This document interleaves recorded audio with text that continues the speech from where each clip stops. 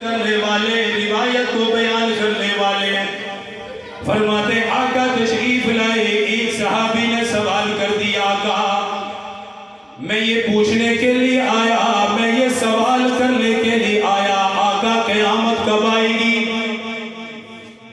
اتنا بڑا سوال کیا، اس قیامت کے بارے میں سوال کیا جو نفسا نفسی کا عالم ہوگا.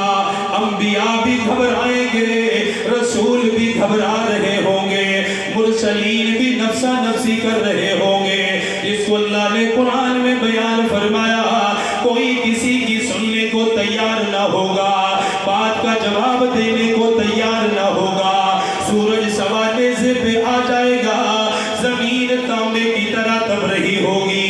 اس قیامت کے بارے میں صحابی نے سوال کیا اللہ کے نبی قیامت کب آئے گی، قیامت کا وقت کیا ہے؟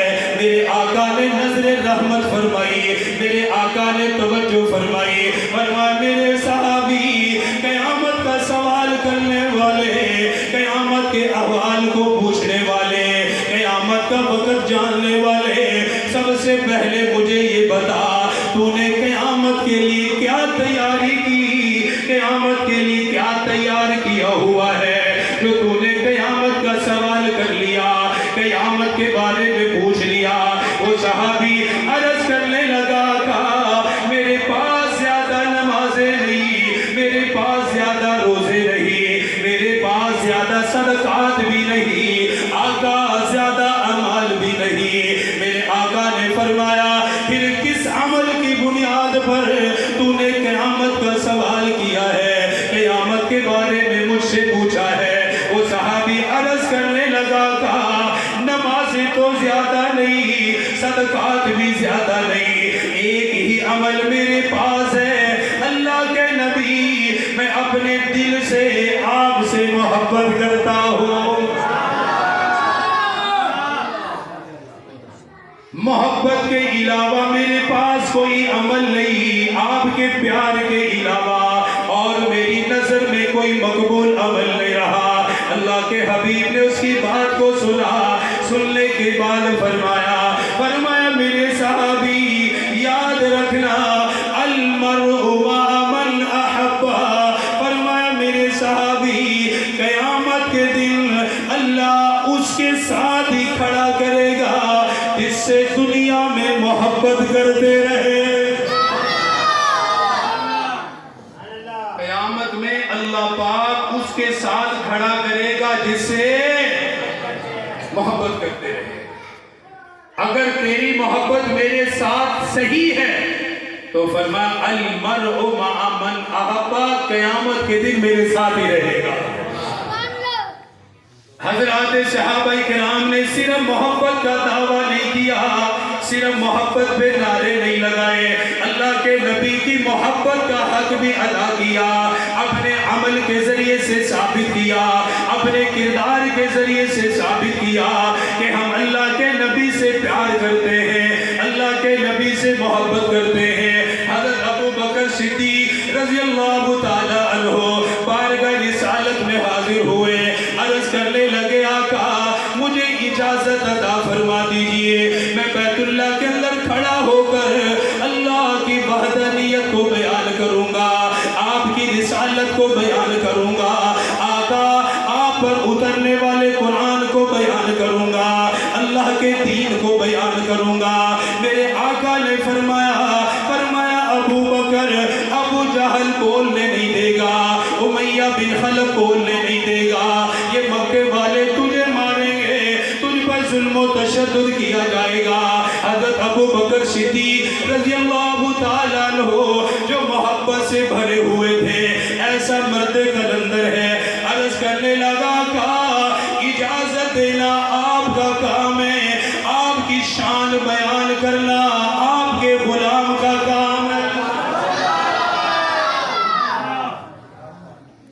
آج میں مکے والوں کو آپ کے بارے میں بتانا چاہتا ہوں، بیت اللہ میں کھڑے ہو کر اللہ کی توحید کو بیان کرنا چاہتا ہوں، آپ کی رسالت کو بیان کرنا چاہتا ہوں. میرے آقا نے جذبہ دیکھا، میرے آقا نے محبت دیکھی، میرے آقا نے یہ غلامی بھی دیکھی. فرمایا ابو بکر تجھے اجازت ہے.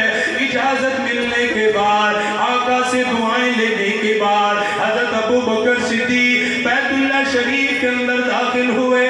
نام لے کے مکے والوں کو بلایا, نام لے لے کے مخاطب کیا. فرمایا او مکے والوں سن لو, میرا پیارا محبوب اللہ کا آخری نبی ہے. آج اللہ کے گھر میں کھڑے ہو کر اللہ کی توحید کو بیان فرمایا, رسول اللہ کی رسالت کو بیان کیا. ادھر سے اللہ کی توحید کو بیان کرنے لگے, رسول اللہ کی رسالت کو بیان کرنے لگے. کافروں نے حملہ کر دیا, حضرت ابو بکر کو اتنا مارا, اتنے زخم لگے, سارا جسم لہو لہان ہو گیا, سر سے بھی خون بہنے لگ گیا, سینے سے بھی خون بہنے لگ گیا. اور عشق کا دعویٰ کرنے والوں, محبت رسول کا دعویٰ کرنے والوں, ہماری محبت کا حال تو یہ ہے 5 وقت کی نماز پڑھنے کے لیے مسجد میں نہیں آتے, مسجد کے قریب سے گزر جائیں گے لیکن مسجد میں آنے کی زحمت نہ کریں گے, اللہ کے دربار میں حاضری نہ دیں گے. ہماری محبت کا حال یہ ہے, ہمارے پیار کا حال یہ ہے. کتنے لوگ بیٹھے ہوئے ہیں, مہینوں گزر گئے, قرآن کھول کے نہ دیکھا, قرآن کی تلاوت کر کے نہ دیکھی. کتنے لوگ ہیں مسلمان ہونے کا دعویٰ کرنے والے, کلمہ پڑھنے والے, نمازوں سے غفلت ہے, قرآن سے غافل ہے. ادھر یہ محبت کا دعویٰ کرنے والا آقا کی محبت میں ڈوبا ہوا ہے, مار کھانے لگا. مکے والوں نے اتنا مارا, اتنا مارا, حضرت ابو بکر صدیق زمین پہ گر گئے, بے ہوش ہو گئے. قبیلہ بنو تمیم والے دوڑتے ہوئے آئے, حضرت ابو بکر کو اٹھایا, زمین پہ چادر کو بچھایا, حضرت ابو بکر صدیق کو چادر پر لٹایا. ایک نے دایاں سرا پکڑا, دوسرے نے بایاں سرا پکڑا. کچھ دیکھنے والوں نے کہا لگتا ہے ابو بکر شہید ہو چکا ہے, ابو بکر دنیا سے چلا گیا ہے, ابو بکر کا انتقال ہو گیا ہے. اسی بے ہوشی کی حالت میں خلیفہ بلا بس فصل حضرت ابو بکر صدیق کو گھر لایا گیا, آپ کو یوں بستر پہ لٹایا. آپ کی بیٹیاں قریب آئی, آپ کے بیٹے قریب آ گئے, بوڑھا باپ قریب آ کے کھڑا ہو گیا, بوڑھی ماں قریب آ کے کھڑی ہو گئی. ماں بیٹے کو آوازیں دینے لگی مگر بیٹا آواز نہیں دیتا, باپ کو بیٹے کو آواز دے رہا ہے لیکن ابو بکر صدیق آواز نہیں دے رہے. اتنی بے ہوشی طاری ہوئی, سارا دن بے ہوش رہے, سارا دن افاقہ نہ ہوا. جب رات کا وقت ہوا, سورج ڈھلنے لگا, حضرت ابو بکر صدیق نے آنکھ کھولی, آنکھ کھلنے لگی. ماں نے اللہ کا شکر ادا کیا, بیٹیوں نے اللہ کا شکر ادا کیا, بیٹوں نے اللہ کا شکر ادا کیا. بیٹیاں کہنے لگی اللہ تیرا شکر ہے ہمارے والد کو افاقہ ہو گیا. بیٹے کہنے لگے اللہ تیرا شکر ہے ہمارے والد کو افاقہ ہو گیا. ماں بھی خوش ہونے لگی. اللہ اکبر, قربان جاؤں اس عاشق رسول پر. اپنی بیٹی کا حال نہیں پوچھا, اپنے بیٹوں کا حال نہیں پوچھا, اپنی بوڑھی ماں کا حال نہیں پوچھا, اپنے بوڑھے باپ کا حال نہیں پوچھا. آنکھیں کھولنے کے بعد سب سے پہلا سوال کیا, فرمایا او لوگو مجھے بتاؤ میرے پیارے پیغمبر کا